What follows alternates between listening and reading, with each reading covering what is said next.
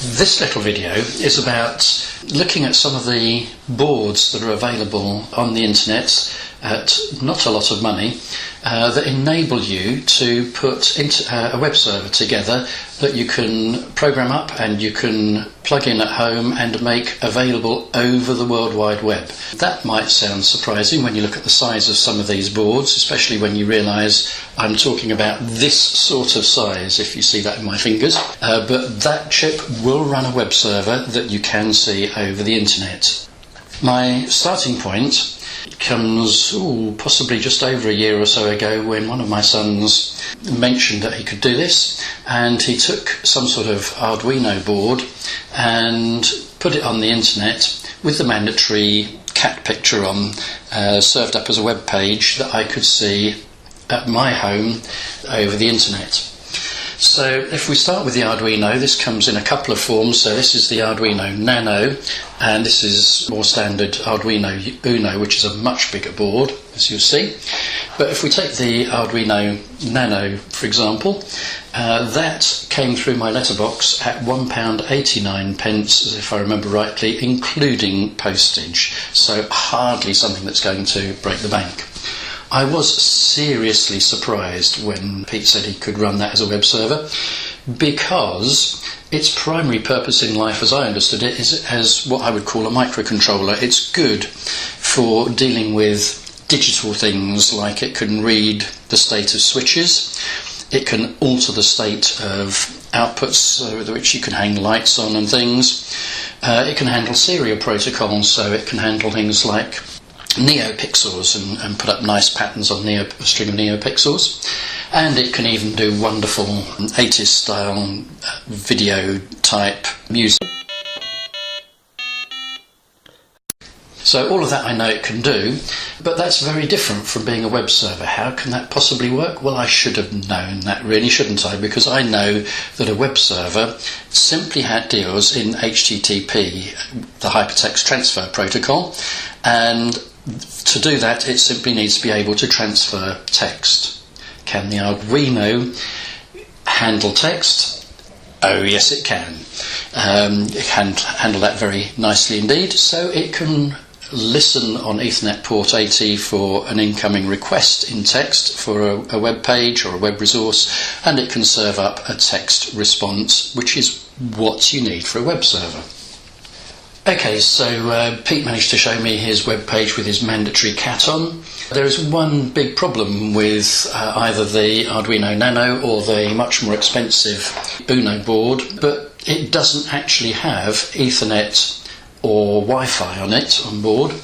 And since these are a pretty important thing for something that's going to communicate over the internet, you can't actually run a web server for just £1.89. You're going to have to plug something in that gives it some sort of connectivity to the internet.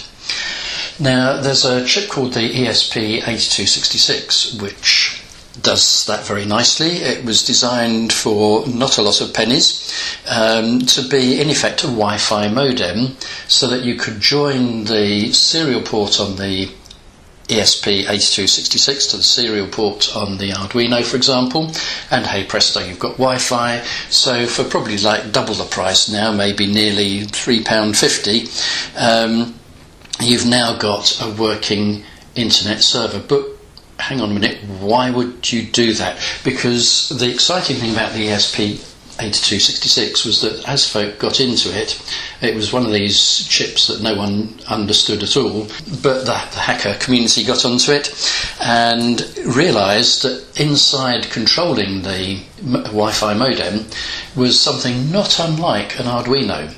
So we then came up with boards like this, which has both the ESP8266 on it, and it's mounted on a board that allows you to plug it straight into a laptop, really, and then you can program it up and access the microcontroller that is, as I say, like the Arduino. So without using an Arduino, you can use the ESP on its own to listen on Ethernet port 80 for a request for a web page and respond with a string of text. Now I have a board not too dissimilar from this, which I used on a project on our caravan. I put a 100-watt solar panel on our caravan, wanted to know how the leisure battery was doing, so used one of these and the analogue port, which it also has on there, to measure the voltage on the battery, and did add in an extra little device that converts current into a voltage, so I could also measure the current in or out of the leisure battery. And then got it to serve up a web page which I could access via my mobile phone, that gives me instantaneous battery voltage and current in or out of the battery, so I can see what's going on, but also stores readings over a period of time and will give you either a trace over the last 30 seconds, or you can ask for a trace over the last 30 minutes, or for a trace over the last 30 hours. And you can switch between that.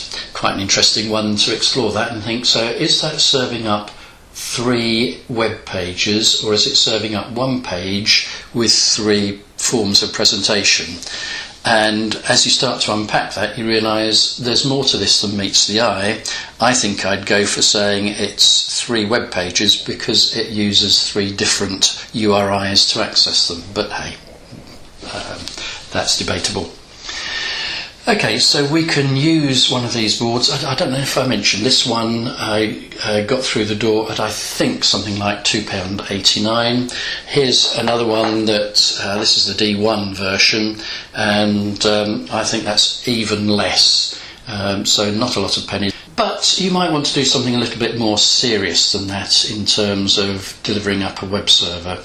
So lastly, we come to the good old Raspberry Pi. Now this is in a different league altogether, because this is a version 3 of the Raspberry Pi, and I think that came through the door at just a smidgen over £30, including postage. Might have been just a touch under £30, but it's the Mark III version. So it's very nice. It's quad core. It's running at 1.2 gigs, which might not sound a lot in today's marketplace, but actually it makes a very credible laptop should you wish to do it, and it has all you need to run as a web server. I've actually got one of those running at home at the moment. In fact, the one I'm running is not a Raspberry Pi 3, it's one of the very first Raspberry Pi 1s, single core, running at less than a gig, and it's very happily running not 1 but 3 websites. Argos.org.uk, perryharlandresidence.org.uk, and a third one which is a development website, which isn't meant, it is publicly available, but it's not really meant to be advertising itself out there. So this one is nice because it's got the Ethernet port, it's got built-in Wi-Fi, it's got everything you want, so you can just program it up, and you've got the full suite of for a lamp server. So it's running in Raspberry Pi's version of Linux. It's a version of Debian which they call Raspbian. It's running Apache as the web server. It's running MySQL for the database backup, and it's running PHP for the scripting. So a full-blown lamp server.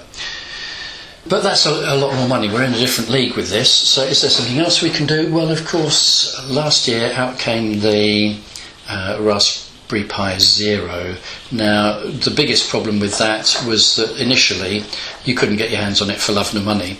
It's still a problem that even though the basic asking price is £4, you may well find it's £8 by the time you get it through the letterbox. Coupled with that, the fact that, yes, you have got these micro connectors, but if you're going to do anything useful with it, like it hasn't got Wi-Fi on it, it hasn't got Ethernet on it, so you need an Ethernet adapter like that. And then, because that's an ordinary USB, you're going to need to use the Raspberry Pi's converter to get it into a micro USB type format. So that would now work as our web server, just like that. So we're not quite at the £4, £3, £4 job that we were with these chips. but we are still at a pretty reasonable price. So capital cost, I don't know, I was doing some sums, maybe £15-20 by the time you got all the bits and pieces and postage. And if it's a home web server, you probably want it in some sort of case to protect it so that it doesn't get too damaged by anything. So it's all going to add pennies on, but even allowing £20, it's a one-off capital cost, and you can use it for other things if you get bored with it. Then if you want it available over the internet, you're probably going to pay for some sort of URL like argos.org.uk or whatever. That's going to cost you the best part of £4 a year, so huge expense. And that's all. You do, of course, have to have access to your local router. You've got to do something called port forwarding, which is all documented on argos.org.uk. So if in a hall of residence, that's probably out of the question. But if you're in shared accommodation and paying for your own Wi-Fi, maybe that's a definite possibility. Well, there's a few ideas anyway about web servers and how you can do things at home for very small amounts of money.